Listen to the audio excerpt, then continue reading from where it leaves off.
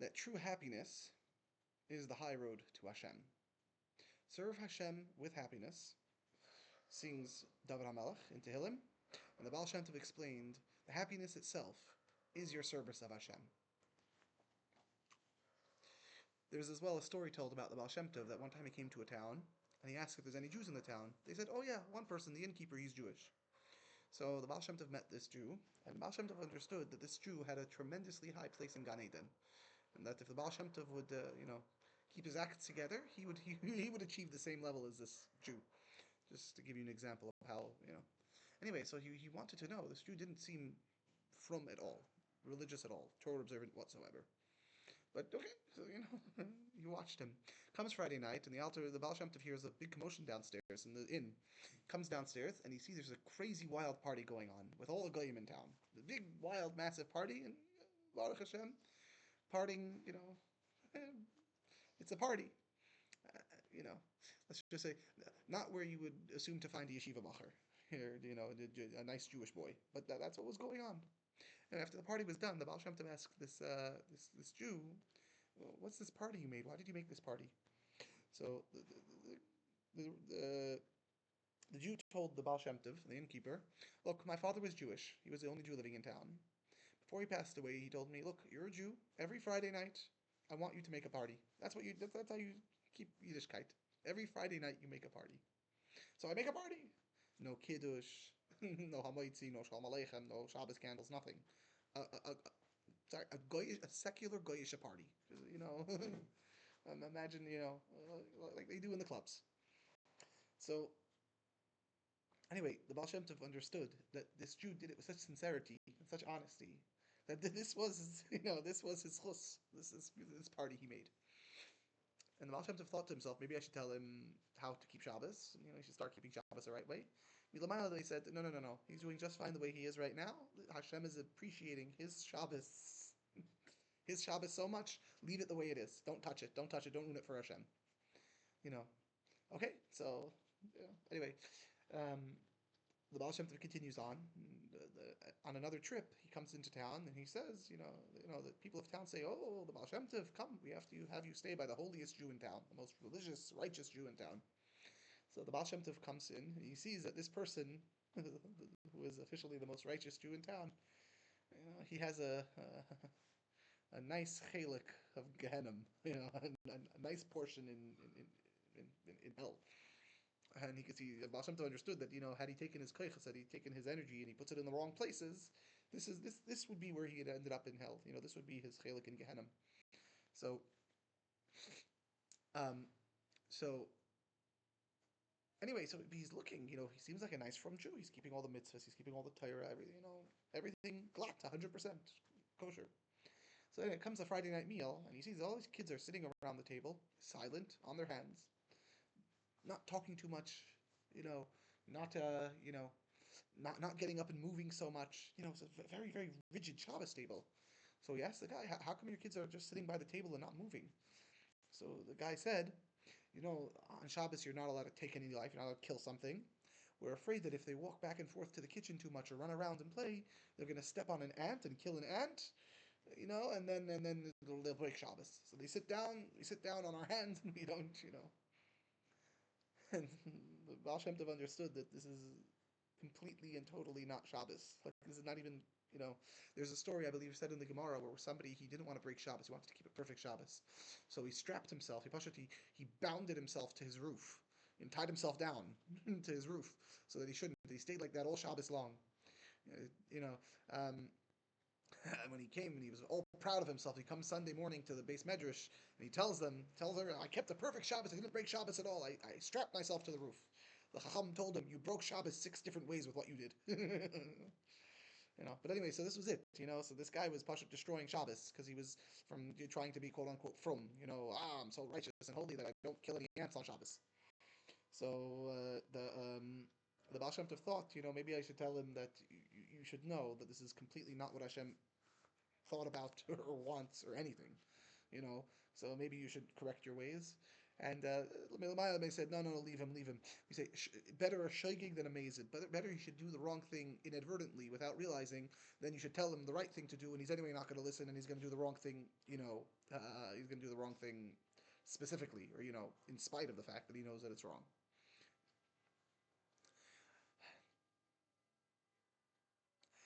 I think the way we can perhaps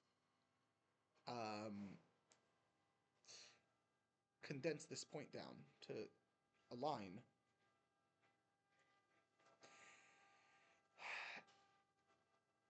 If you're doing the right thing and it's making you miserable, then it's not the right thing.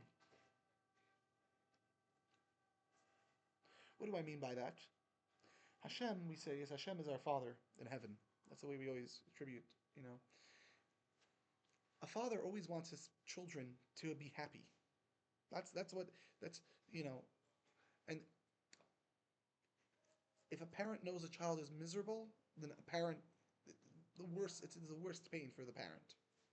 It says that by the Akedah, we say that, it was a big test for Avraham. What about Yitzchak? So two answers are given. One answer is Yitzchak already agreed to the Akedah, to being sacrificed. He already said, because, Yishmael used to famously say to Yitzchak, I'm better than you, because you got a bris, you got a circumcision when you were 8 days old. Because you were only 8 days old, you didn't have a choice in the matter. It was just happened, happy accident. Me, I got a bris when I was 13 years old. At 13, I'm a bardas. I understood things, and I could have said no, and the pain was much greater. I had a choice. I chose Hashem, and you just along for the ride, so to speak. And Yitzchak used to tell Yishmael, "Oh, don't you worry. If Hashem wanted my entire body, I'd give him my entire body, not just one piece of it." So Yitzchak kind of, he was ready. That's where he was. Avram, it was a test for Avram, because Avram didn't have that kind of, although he didn't make that commitment. But I think another point is also brought down, if I remember hearing correctly, says that a father loves his son more than he loves himself.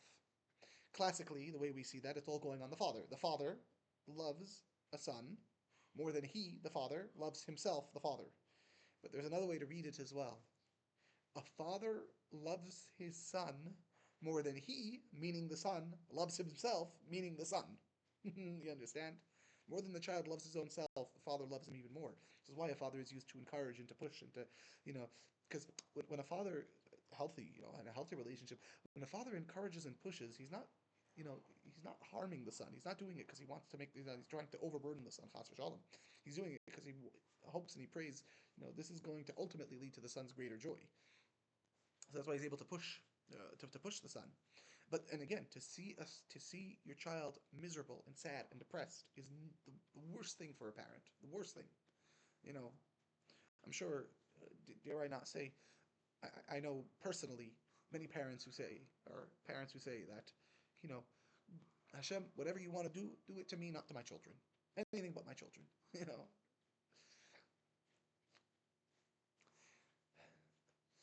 So, practically, when we're doing something that's kaviyachol right, because somebody told us it was right, because it says it in the books it was right, etc., etc., and it's not the chas v'shalom discount that it's right.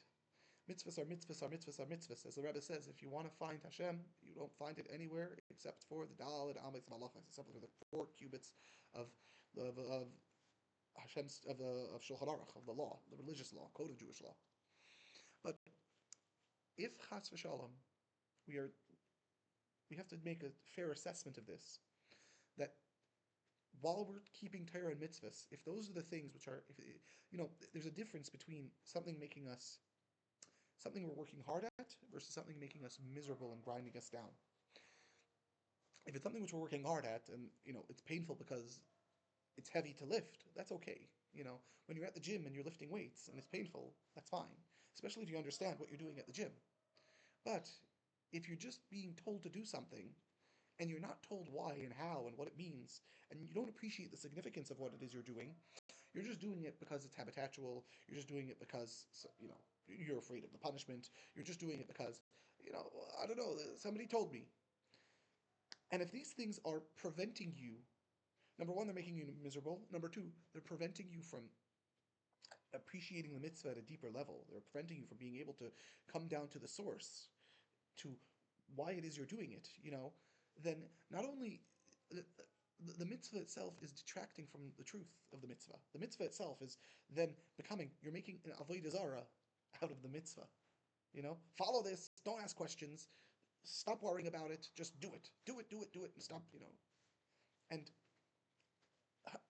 Hashem, Hashem asks of us to understand Him. That's the ultimate question. That's a never-ending question, is understanding Hashem. And that's what Hashem wants from us. We are called for and asked to question everything. That's what Hashem gave us a brain for in the first place. That's why we question everything in the first place. And the fact that we're questioning things means that we are engaged in what it is that we're doing. It means that we care, It says the Rasha is placed closer to the tzaddik than the Tam. The Tam barely cares. Whatever, fine. The Rasha cares. He cares in the wrong direction, but that can be redirected. So, I guess my point is that it's better to be a Rasha than a Tam. Because at least the Rasha has the potential to become a tzaddik. Whereas the Tam is just robotic.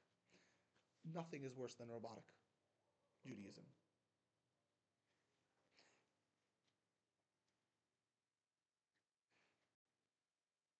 Rabbi Yossi Jacobson, which everyone should listen to, and he does a very good job, him and Rabbi Manis Friedman both, they do a very good job of kind of illustrating these points to a greater extent, perhaps not exactly in these words, but the theme. So he says that in Dvarim, generally when we speak about idols, we speak about Elekei Kesef, Elekei Zahav, a god of silver and a god of gold. Whereas at the end in Dvarim, where it speaks about, the end of times, it says Elekei Evan, Velekei Matris, a god of stone and a god of metal. So this is why this switch in terminology? What was wrong with silver and gold? In fact, silver and gold is easier to understand. Look at the way people run around worshipping money these days.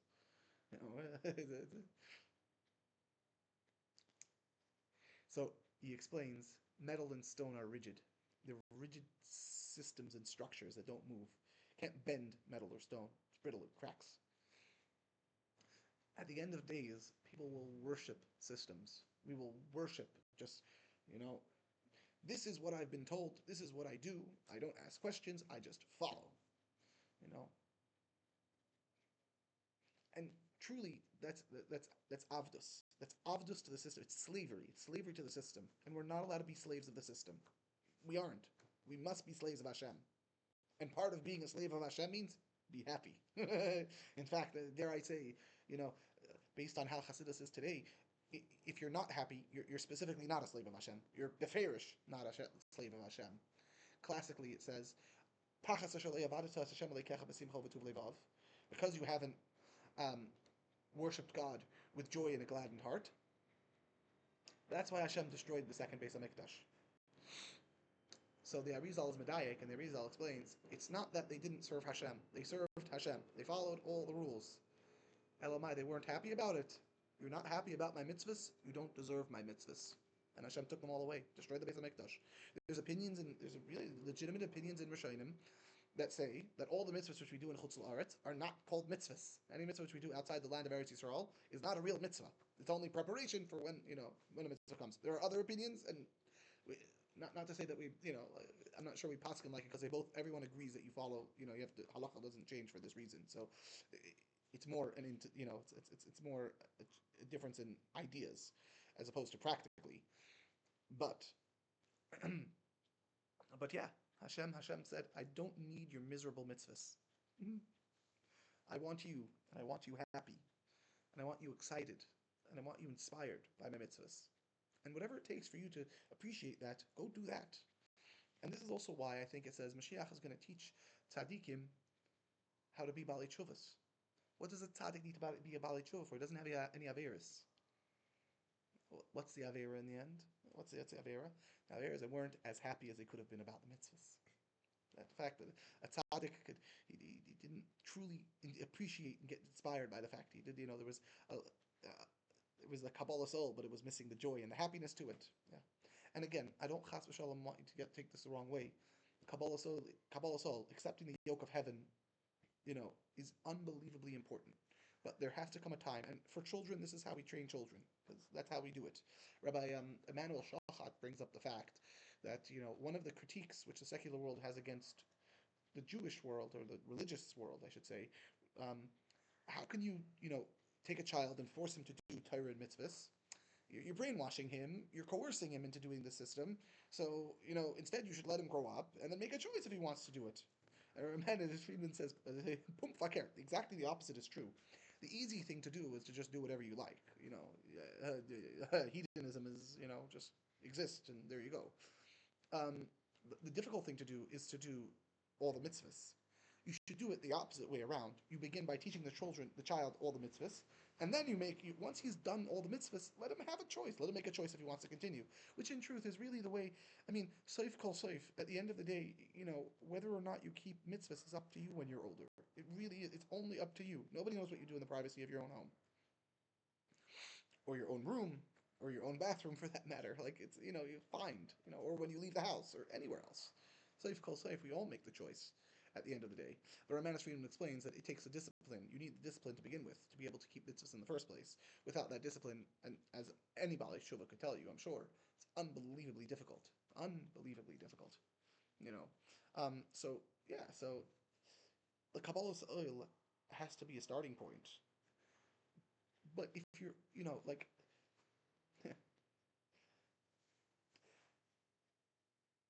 if you have a springboard, right, and it's supposed to project you forward, but then your shoes are tied to the board, then not only is it not a springboard, it's preventing you from ever reaching your destination, because it's tying you down. Don't let the Kabbalah soul become the thing that ties you down. And ultimately, I guess, practically, invest time in learning Chassidus. Chassidus will teach you the beauty of every single mitzvah. They'll teach you the deeper meaning in everything in Torah. And the most far-flung, ridiculous concepts in halacha that seem to have no bearing whatsoever, not on our lives, not on anybody else's life today, And Chassidus will come and bring out its inner source and show you the beauty of it all. I think that's why, my grandfather used to say, if you could learn Chassidus and Kabbalah, he said they're interchangeable, which essentially, yes. Um, if you could learn it and you don't, terrible things onto you, my grandfather would say. Yeah. But I think this is essentially why. Because, doing all the right things but missing the point is not the right thing. If the right thing is making you miserable, it's not the right thing.